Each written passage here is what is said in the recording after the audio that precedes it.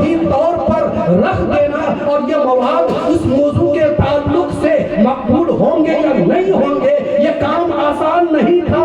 اس لیے امام بخاری نے مسودہ تیار کیا، خانہ کعبہ میں بیٹھ کر کے، اور مبینہ تیار کیا ہے گنبد خضرا کے سائے میں۔ ایک ایک حدیث کو سرکار کی بارگاہ میں پیش کرتے گئے، سرکار نے اجازت دی ہے اور امام بخاری پھر اس کو ترتیب دیتے چلے گئے۔ سبحان اللہ سبحان اللہ۔ جب جا کر کے بخاری شریف ہمارے سامنے مکمل، ایسے تو 2 جلد ہیں لیکن اگر اس کو پھیلایا جائے تو کئی جلدوں میں ہوگا، اس لیے کہ اس میں ایک کتاب نہیں ہے، سینکڑوں کتابیں ہیں۔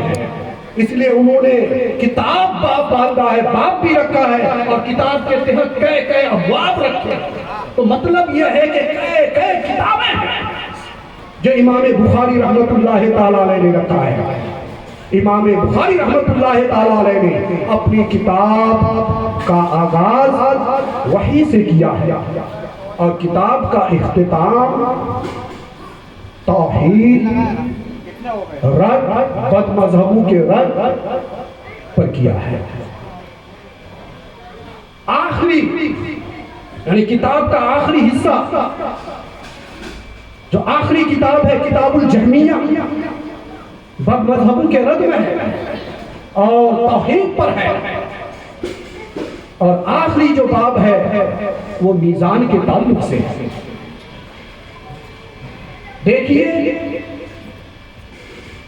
کسی بھی زمانے کا انسان ہو، کیا حضرت آدم علیہ نبینا علیہ السلام سے لے کر اب تک جتنے بھی لوگ آئے جو توحید حقیقی کا عقیدہ رکھتا ہے وہ جنتی ہے، توحید حقیقی کا عقیدہ رکھتا ہے وہ جنتی ہے۔ اب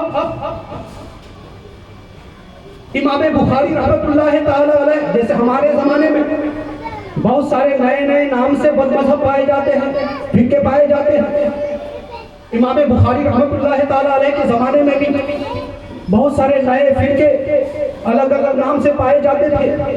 ایک فرقہ جہمیہ ہے، ایک فرقہ قدریہ ہے، ایک فرقہ مشبہہ ہے، ایک فرقہ معطلہ ہے، دوسرا اسی طرح معتزلہ ہے۔ اس طرح کے فرقے پائے جاتے تھے، اس طرح کے فرقے پائے جاتے تھے۔ اب امام بخاری رحمت اللہ تعالی علیہ سمجھ رہے ہیں کہ اب میں کتاب کا اختتام کرنے جا رہا ہوں، تو کیوں نہ ایسا باب باندھ دیا جائے جو ان کے منہ پر تالے لگ جائے، بد مذہب اپنا سر نہ اٹھا سکے۔ یاد رکھیے ہمارے محدثین، ہمارے محققین، ہمارے فقہاء، ہمارے متکلمین ہر زمانے میں بد مذہب کا رد کرتے ہوئے آئے ہیں اور کرتے رہیں گے، اور ہر سنی مسلمان جب کلمہ لا الہ الا اللہ محمد رسول اللہ پڑھ رہا ہے تو بد مذہب کا رد کر رہا ہے۔ بغیر بد مذہب کا رد کیے آپ کا کلمہ ہی نہیں ہوگا، آپ کا ایمان ہی نہیں کامل ہو سکتا ہے۔ کلمہ توحید میں، کلمہ شہادت میں بد مذہبوں کا رد رکھا ہوا۔ یہ اور بات ہے کہ کچھ باطن میں ہے اور کچھ ظاہر میں ہے، تو امام بخاری نے سوچا کہ ظاہر میں بھی ان کا رد ہو جائے، اس لیے امام بخاری رحمت اللہ تعالی علیہ نے آخری جو باب باندھا ہے، ایک فرقہ تھا ان کے زمانے میں معتزلہ فرقہ، جو اعمال کے وزن کا انکار کر رہا تھا کہ کل قیامت کے دن اعمال کیسے تولے جا سکتے ہیں، اقوال کیسے تولے جا سکتے ہیں، اس لیے کہ یہ اقوال اور اعمال یہ تو آراز میں سے ہے، آراز کو تولا نہیں جا سکتا، پلے میں نہیں رکھا جا سکتا، میزان میں نہیں رکھا جا سکتا۔ وہ مالک حقیقی، وہ خالق حقیقی جو ہر چیز کا خالق اور مالک ہے، تو کیا اللہ تبارک و تعالی آراز کو جواہر میں نہیں بدل سکتا ہے؟ اللہ تعالیٰ چاہے تو جواہر کو نہیں بدل سکتا ہے۔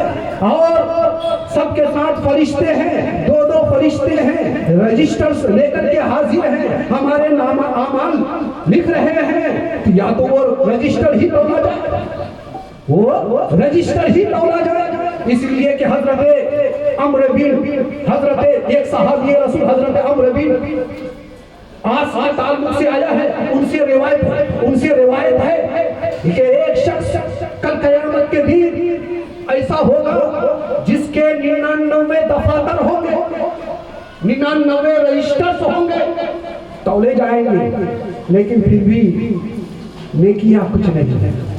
کب بھر جائے گا؟ اب وہ شخص مایوس ہو جائے گا، مایوس ہو جائے گا۔ اللہ تعالیٰ خود فرمائے گا اے میرے بندے اور کچھ ہے تمہارے پاس کوئی نہیں؟ کہا کچھ نہیں ہے۔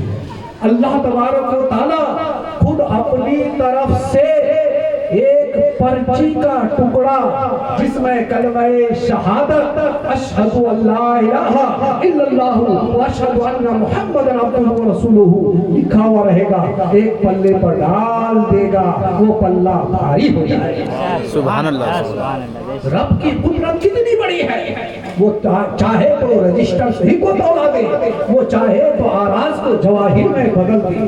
اللہ تعالیٰ اس بات پر قادر ہے، لیکن معتزلیوں کو سمجھ میں نہیں آ رہا تھا، جبکہ رب تبارک و تعالیٰ قرآن مجید میں خود ارشاد فرما رہا ہے کہ ہم قیامت کے دن اعمال اور اقوال تولیں گے، تو ان کا رب بھی ہو رہا ہے۔ تو آخری حدیث پاک سے بخاری شریف کا اختتام ہو رہا ہے، اور ہماری بچیاں اس آخری حدیث کو پڑھ کر کے بخاری شریف کا اختتام کر رہی ہیں۔ تو اس کا یہ مطلب نہیں ہے کہ زندگی میں صرف یہی آخری حدیث پڑھنا ہے، حدیثیں تو پڑھتے رہیں گی، لیکن برکت کے لیے، شخصیت حاصل کرنے کے لیے، اس لیے کہ آخری حدیث جو ہے ایسی جان